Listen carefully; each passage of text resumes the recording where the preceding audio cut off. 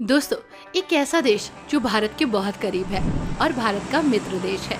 एक ऐसा देश जो अपनी परंपराओं के लिए जाना जाता है। हेलो भाई। एक हेलो ऐसा देश जो हिंदू देश का तमगा अपने में लगाए हुए है। हेलो यहाँ पर भाई। कई हेरिटेज साइट्स हैं, यूनेस्को विश्व धरोहर स्थल हेलो है, भाई। साथ ही खूबसूरत पर्वत चोटियां हैं। बोल रहे हैं क्या? इतना ही नहीं दोस्तों, इस देश को प्रकृति ने भर भर के तोहफे दिए हैं। अब आप सोच रहे होंगे कि ये देश हेलो। है कौन सा। तो दोस्तों, ये हमारा पड़ोसी देश है और आज आपको ऐसी ऐसी बातें बताएंगे इस देश के बारे में कि आप सुनकर हैरान हो जाएंगे हेलो। और आपको यकीन नहीं होगा कि आप अपने पड़ोसी के बारे में इतना भी नहीं जानते।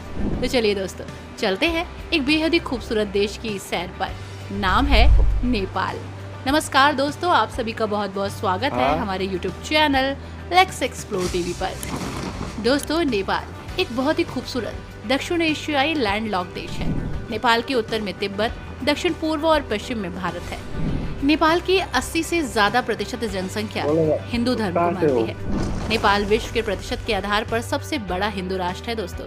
यहाँ की नेशनल लैंग्वेज है नेपाली और यहाँ की कैपिटल है काठमांडू और लोगों को बोला जाता है नेपाली।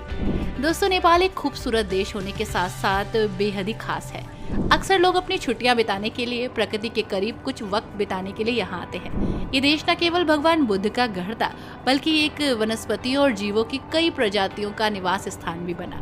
इतना ही नहीं, यहाँ कई यूनेस्को विश्व धरोहर स्थल भी हैं, जिन्हें देखने के लिए यहाँ लोग आते हैं। नेपाल के बारे में जानने के लिए बस इतना ही नहीं है, और भी बहुत कुछ है। यहाँ की प्राकृतिक सुंदरता आपको मंत्रमुग्ध कर देगी।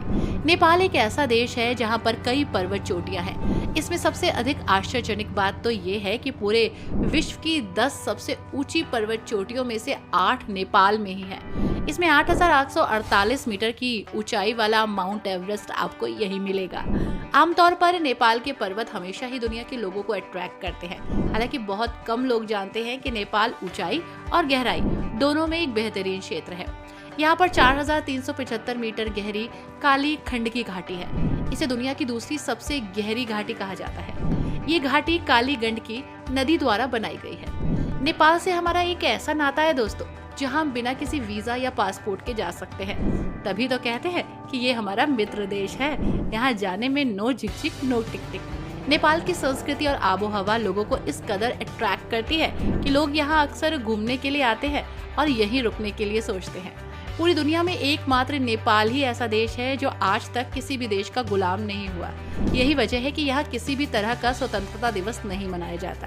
आप सिर्फ इतनी सी बात सुनकर चौंक गए होंगे, तो चलिए कुछ और ऐसी बातें बताते हैं आपको जिससे आप चौंक जाएंगे, यानी सरप्राइज हो जाएंगे। दोस्तों, अगर आपको लगता है कि नेपाल पर्वतारोहण के लिए, माउंट क्लाइंबिंग के लिए एक बेहतरीन देश है, तो आप बिल्कुल गलत नहीं हैं। लेकिन शायद आपको जानकर हैरानी होगी, लेकिन देश की राजधानी शहर काठमांडू में 15 किलोमीटर के दायरे में 7 यूनेस्को विश्व धरोहर है। इसे लिविंग कल्चरल म्यूजियम के रूप में देखा जाता है।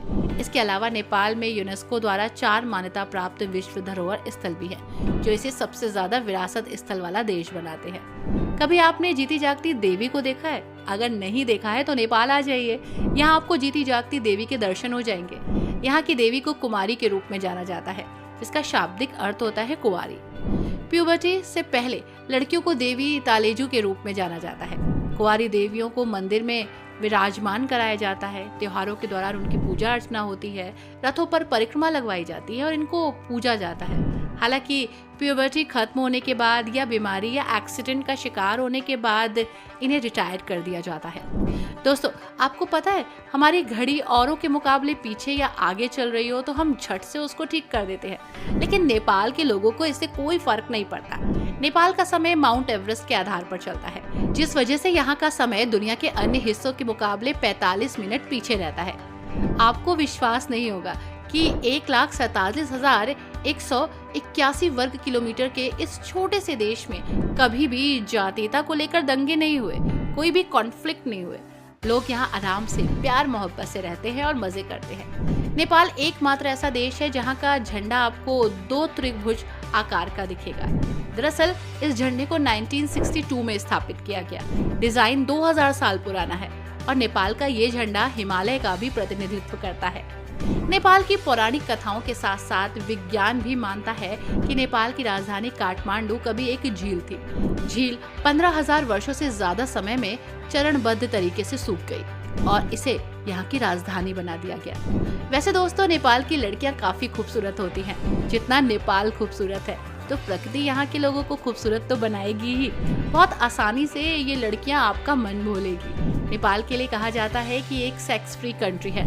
हालांकि ये एक डिबेटेबल टॉपिक है, इस पर डिबेट हो सकती है। कोई कहता है ऐसा नहीं है और कोई कहता है ऐसा है। हालांकि गवर्नमेंट इस बात को एक्सेप्ट नहीं करती है कि उसका देश सेक्स फ्री कंट्री है।